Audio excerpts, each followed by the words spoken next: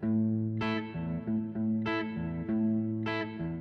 I'm Richard from Glowing Embers, and today we're going to look at a bit of the sort of regulations and options about installing a wood burning stove. So if you're thinking, I'd like a wood burning stove, what are my options? This is a great video for you. And what we'll do is we're going to do a technical series of videos which kind of breaks down all of these questions that you will have to ask yourself as you go through the process of going from I want a wood burning stove to having one installed. So there's a number of questions to start with about the size of the stove, the amount of heat you want out, etc. But this is going to be more about technically how can it be installed and do I need planning permission and things like that. So we get asked that quite a bit. Do I need planning permission? You don't need planning permission for a wood burning stove, but it does fall under the building regulations under a document called Document J. So we've got links to that on our website, and that document governs how stoves in this country, which is the UK, are safely installed. We'll be breaking down all of the things that you need to bear in mind from Document J when installing your stove in this series of videos.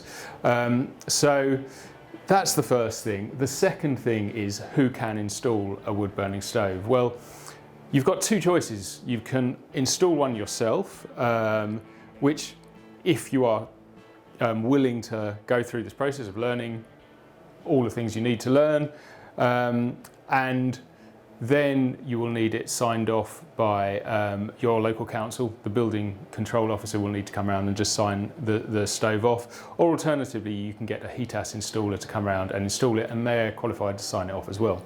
So those are your two options, but legally you are allowed to install stoves yourself, but you do need to know what you're doing. And our HETAS approved team here are happy to pick up the phone with you, talk through your entire system with you, plan it and give you guidance from start to finish. But in the meantime, what are your two main options when installing a wood burning stove?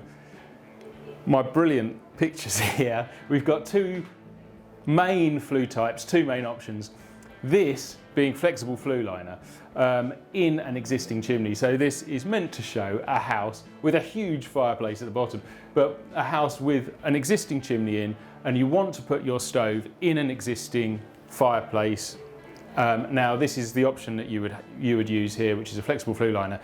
That is the simplest way of installing a stove, but you can install a stove pretty much in most situations, most houses, by using twin wall flue. So if you have no chimney or you don't want to use it, you want an additional stove, then you use twin wall flue, which is basically an insulated rigid flue, which you can use to pass through walls and floors, etc. So this one is an external. So this is an external wall of the house, that's the roof, and the stove runs up inside, the flue runs up inside and then goes outside through a wall at 45 degrees, or you can go straight up and through the roof. You've kind of got two options there.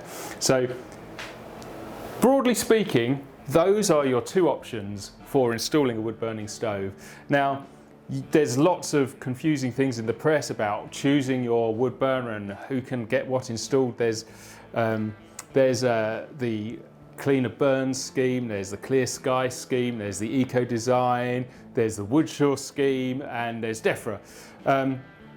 All come down to very similar things really. The Eco Design, Clear Skies and the Cleaner Choice scheme are basically the same thing, different ways of measuring the same thing.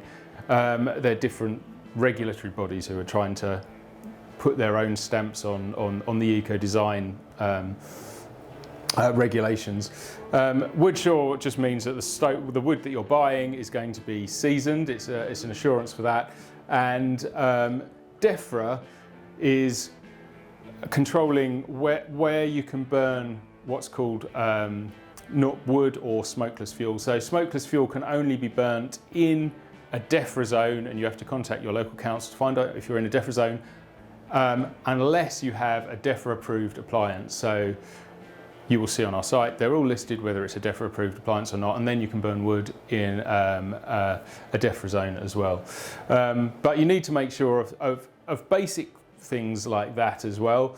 And what we'll do in the forthcoming videos is really break down what all these components are, what you need to bear in mind in terms of the regulations to put a stove in with any one of these installations.